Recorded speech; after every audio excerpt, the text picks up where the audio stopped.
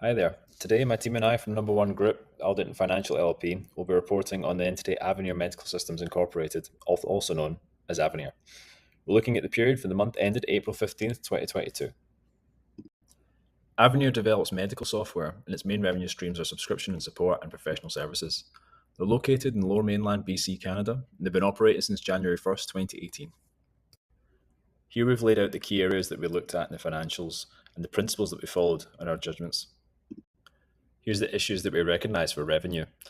Avenir was recording the full sale at the point of sale, as opposed to recording the 30% of it that was meant to happen in the following year. They also combined obligations into one sale, instead of recognising it each in its parts. And for contract renewals, they opted to record the sale for a customer renewing, even though they hadn't had a verbal commitment from the client yet. Here we go into more detail on how Avenir misrepresented its revenue. Revenue was recognised too early, it was overstated, and it's not the way it should have been done. When looking at accounts receivable, here's the issues that we noticed. Allowance for doubtful accounts was removed. It should have been recorded by the management, but they decided to remove it altogether, violating the neutrality of the financials.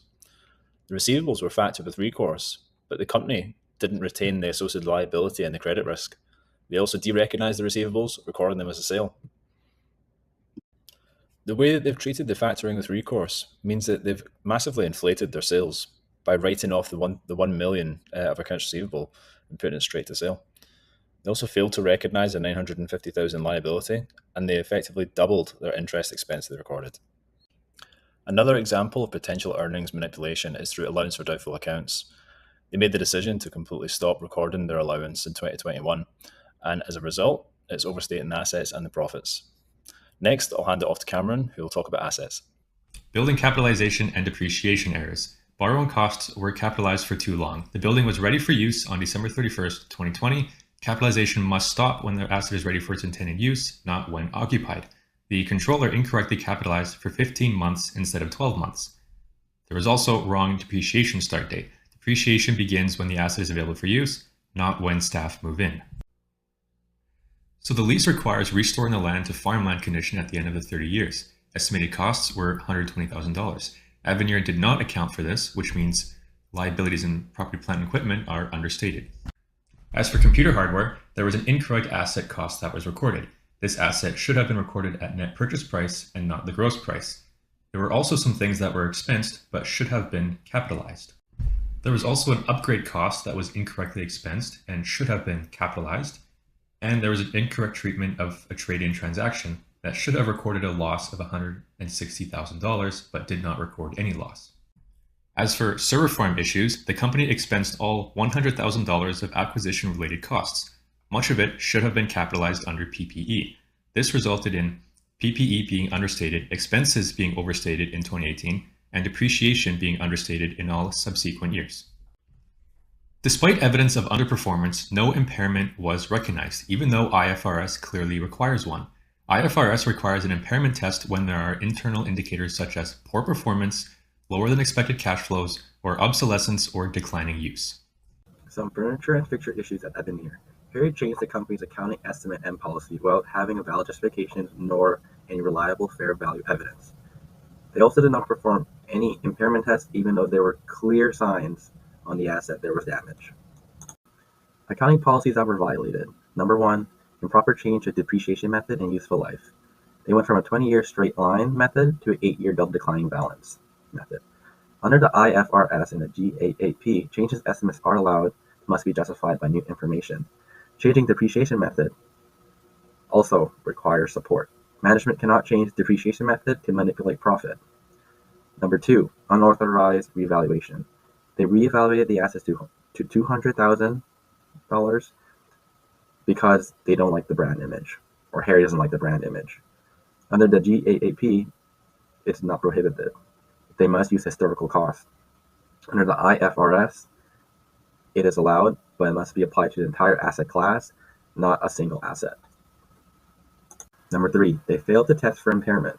There were clear signs of damage to the asset, yet there was no impairment test done. Under IFRS and GAAP, it is required to do impairment testing when the indicators exist.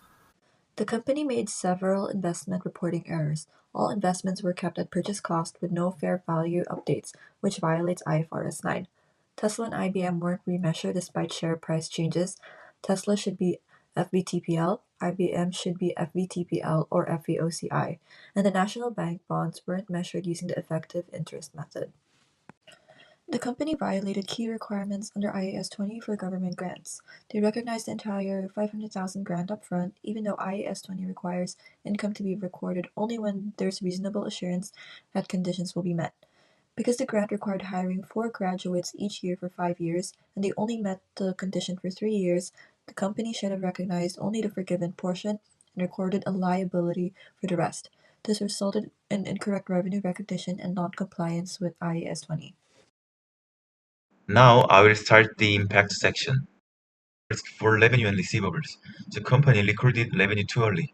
They did not recognize deferred revenue. They also removed the allowance for the upfront accounts, even though receivables increased. Because of this, revenue and account receivable are overstated.